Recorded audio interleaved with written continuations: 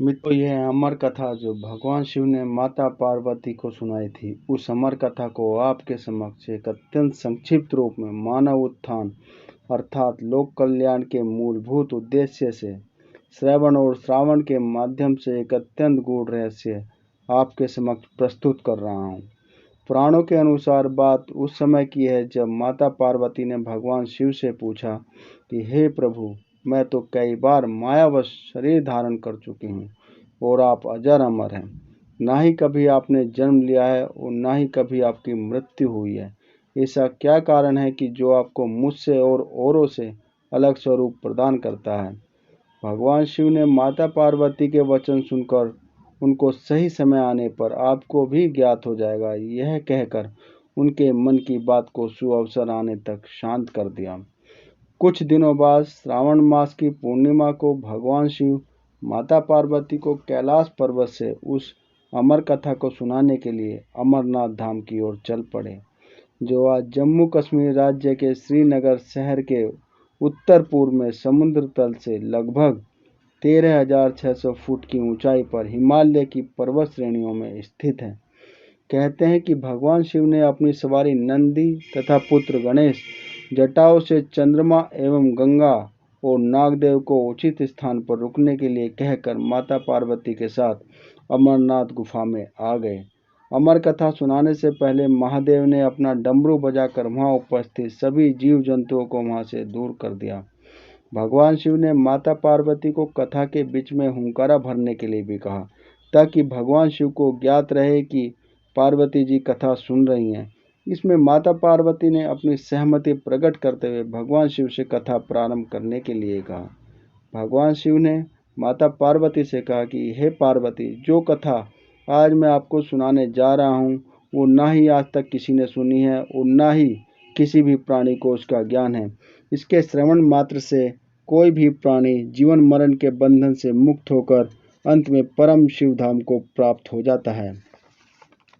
इसके अतिरिक्त उसे किसी अन्य प्रायोजन की आवश्यकता नहीं है, क्योंकि कथा सुनाने से पहले भगवान शिव के आदेशानुसार समाधि अवस्था को आवश्यक बताकर भगवान शिव स्वयं समाधि अवस्था में और माता पार्वती जी को भी उसी समाधि अवस्था में संपूर्ण ध्यान चित्त के साथ बैठने के लिए कहा।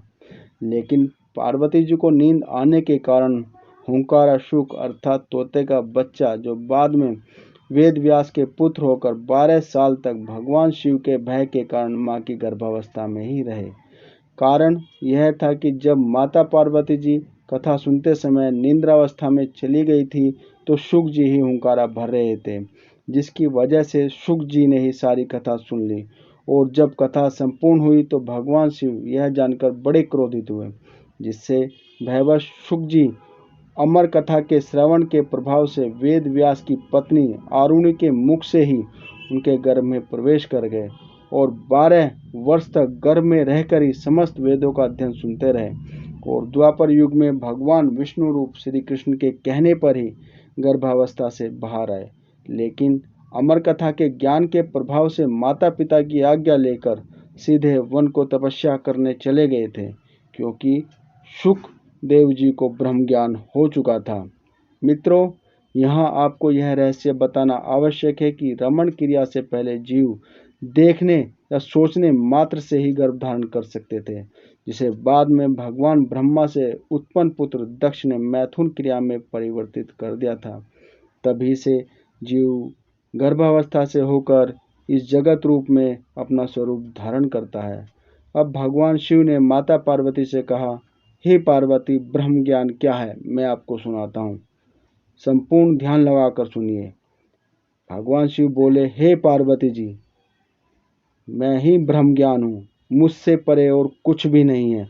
ना ही मेरा आदि है और ना ही मेरा अंत है।